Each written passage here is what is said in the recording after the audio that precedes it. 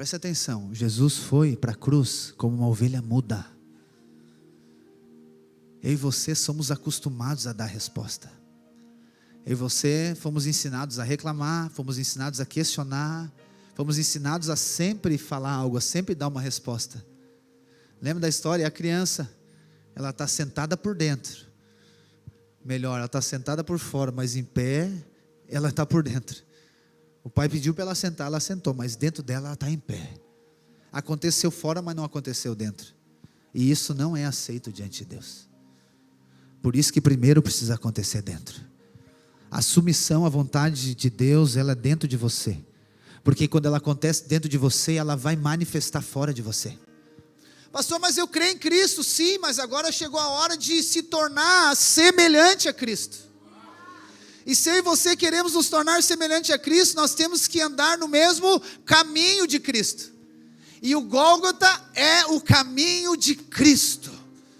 O Gólgota é a submissão à vontade de Deus.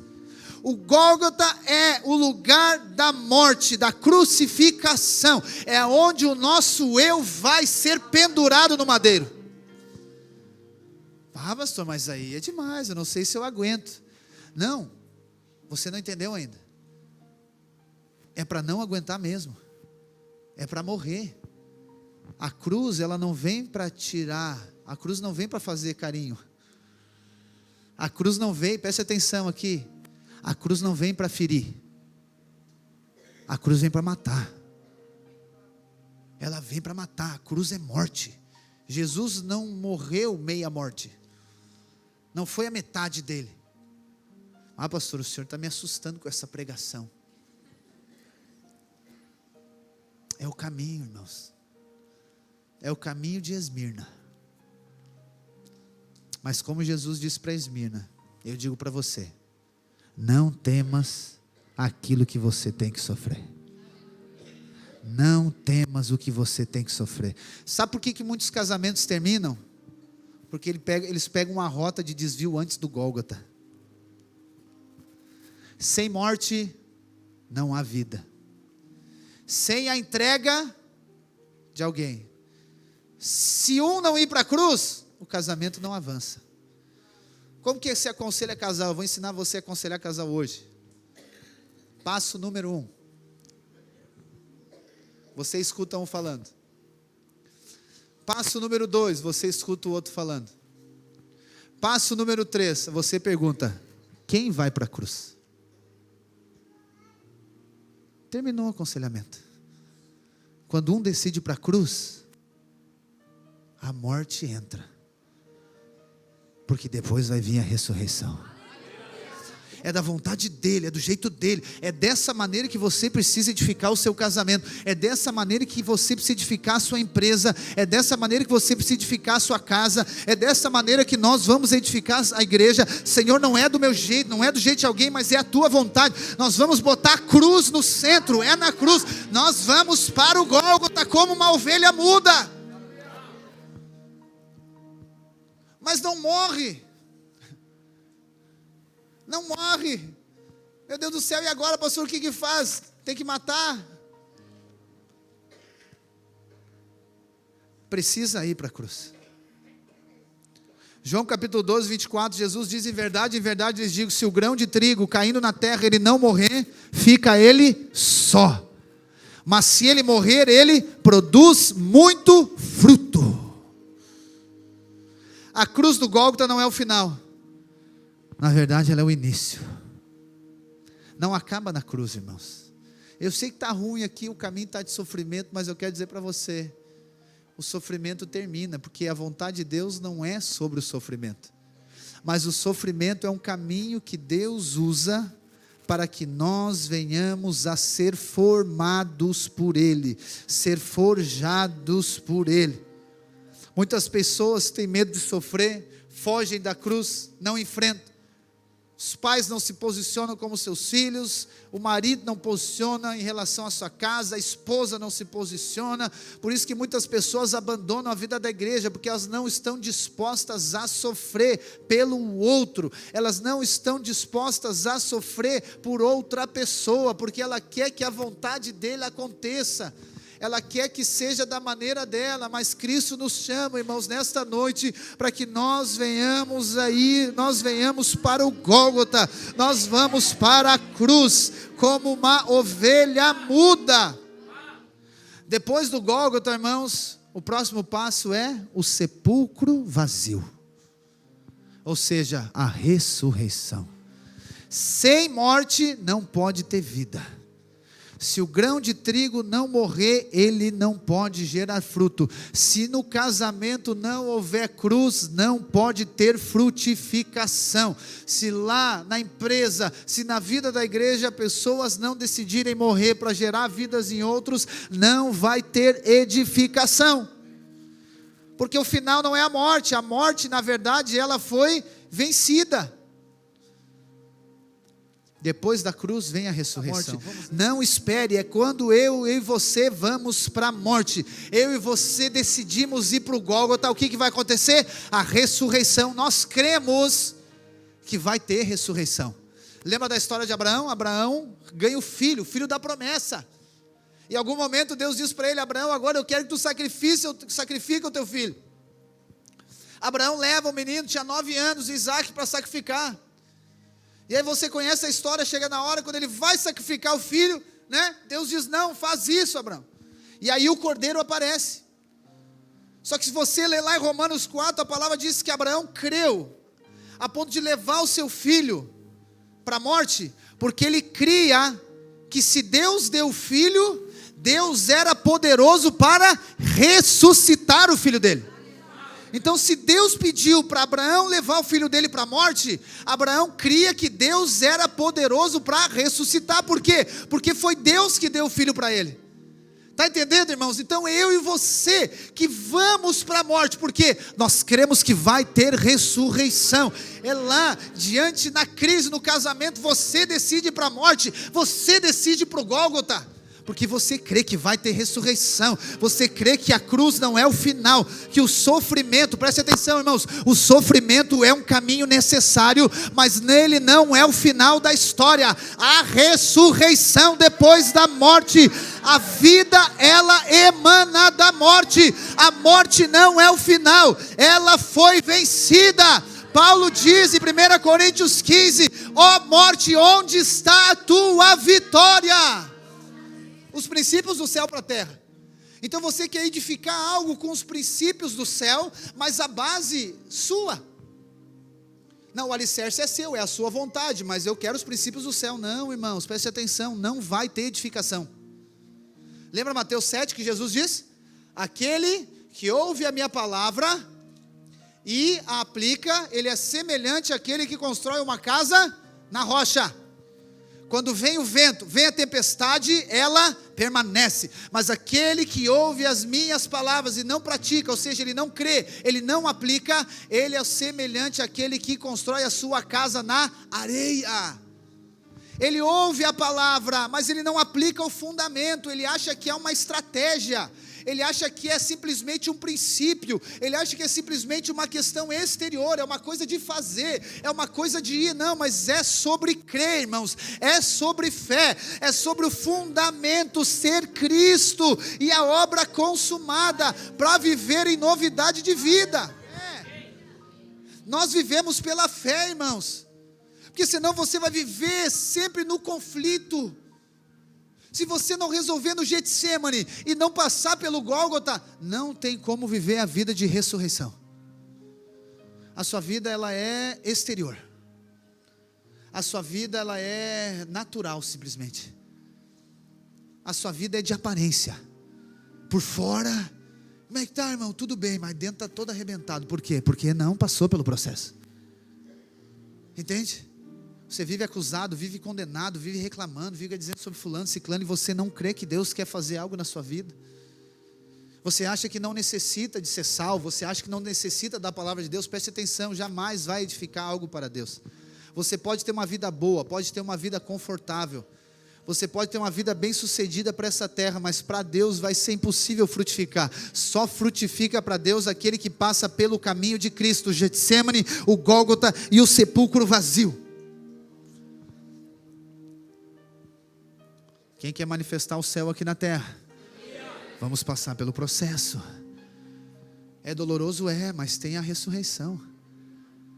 Você morreu, você é nova criatura. Você é nova criatura. Você é filho de Deus agora.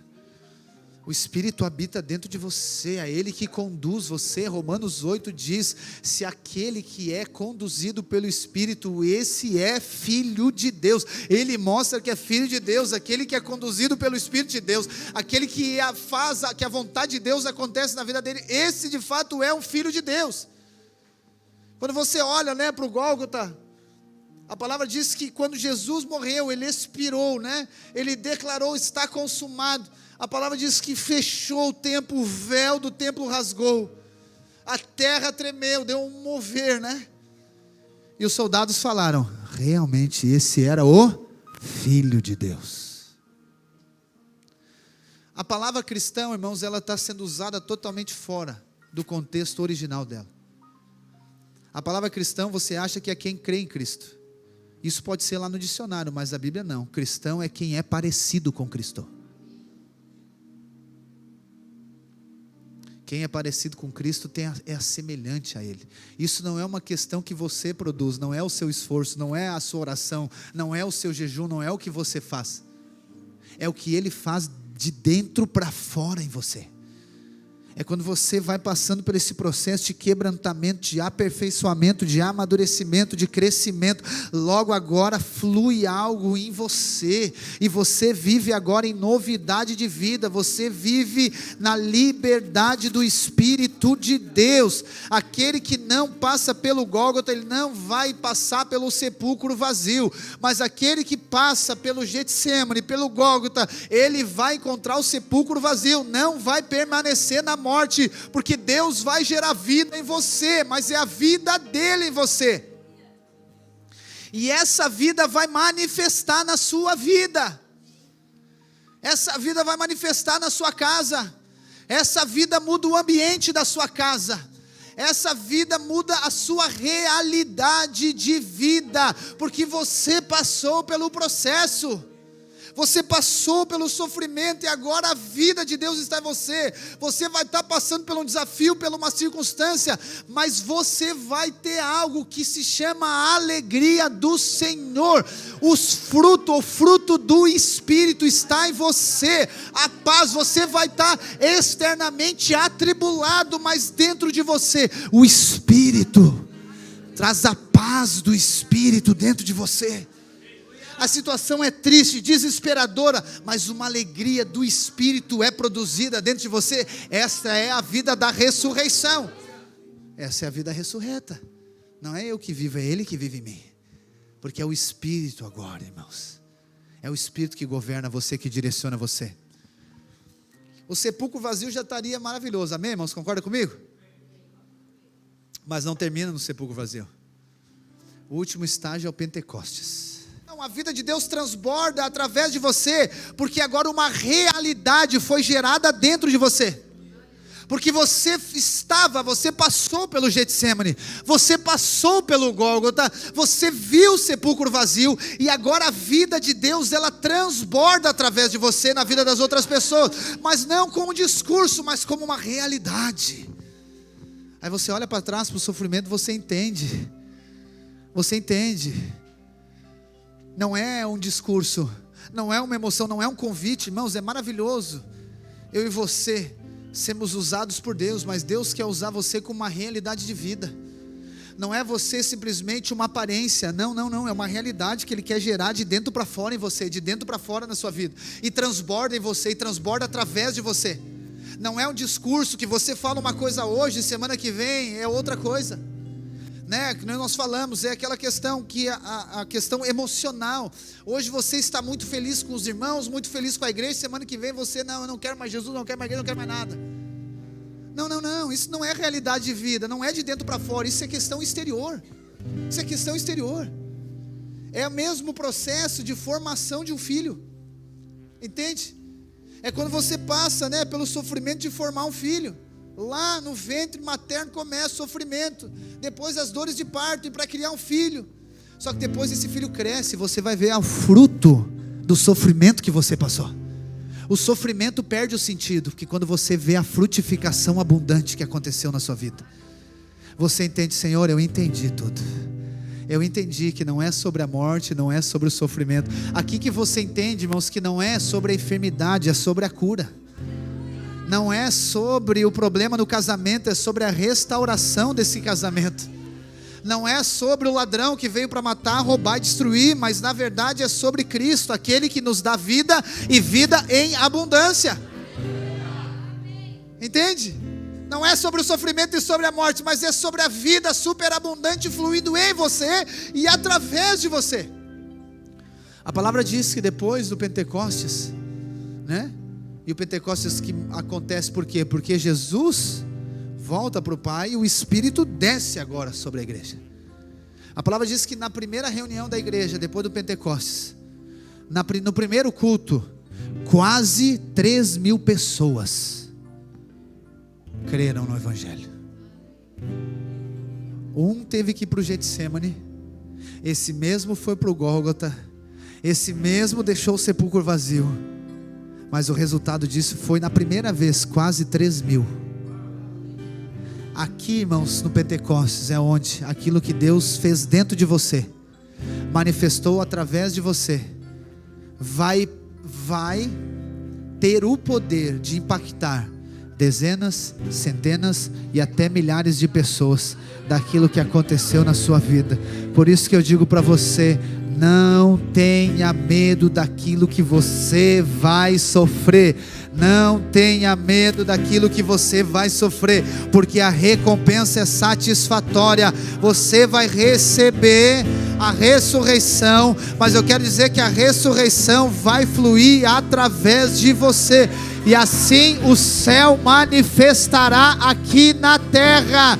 Não é sobre o sofrimento, é sobre a vida. É quando você decide consagrar para que outros tenham vida através de você. Portanto, meus irmãos, sejamos fiel passando pela morte, porque Ele nos dará a coroa da vida. Não tenha medo daquilo que você tem que sofrer, daquilo que você vai sofrer, porque o sofrimento não é o início e não é o final. Existe vida depois disso. Existe ressurreição, existe transbordar do Espírito através disso. Talvez você olhe para pessoas, você olhe para casamentos, você olhe para empresas e você diga: meu Deus, eu quero isso, eu quero viver isso. E a pergunta é: você está disposto para passar pelo mesmo processo que aquela pessoa passou para estar vivendo aquilo? Você está disposto a pagar o preço? Pastor, mas não é a graça? Sim, a graça nos potencializa a pagar o preço. A graça diz que nós somos aceitos por Deus, não no nosso mérito, mas no base do favor. Só que esse favor, ele é a potência de Deus, para que o seu casamento, a sua vida, o seu negócio, e nós como igreja venhamos a manifestar o céu aqui na terra. Muitos querem os resultados, mas não estão dispostos a pagar o preço. Eles têm medo de pagar o preço, não estão dispostos a pagar o preço, porque eles não querem sofrer, não querem passar pela morte, não querem passar pelo Getsemane, não querem passar pelo Gólgota. Logo não vão ter o resultado, não vão ter a recompensa. Você quer ter uma família que manifesta o céu aqui na terra, amém? Você precisa estar disposto a pagar o preço. Você quer ter filhos que glorificam a Deus, você precisa estar disposto a pagar o preço. Você quer ter uma empresa que manifesta o céu aqui na terra, você precisa estar disposto a pagar o preço por isso. Nós como igreja queremos manifestar o céu aqui na terra, queremos pregar o Evangelho para esse litoral norte inteiro. Nós precisamos estar dispostos a pagar o preço, a gerar e formar Cristo na vida das outras pessoas. Quando uns entram na morte, a vida gera em outros. Quando você decide entrar na morte, a vida de Deus vai fluir através de você.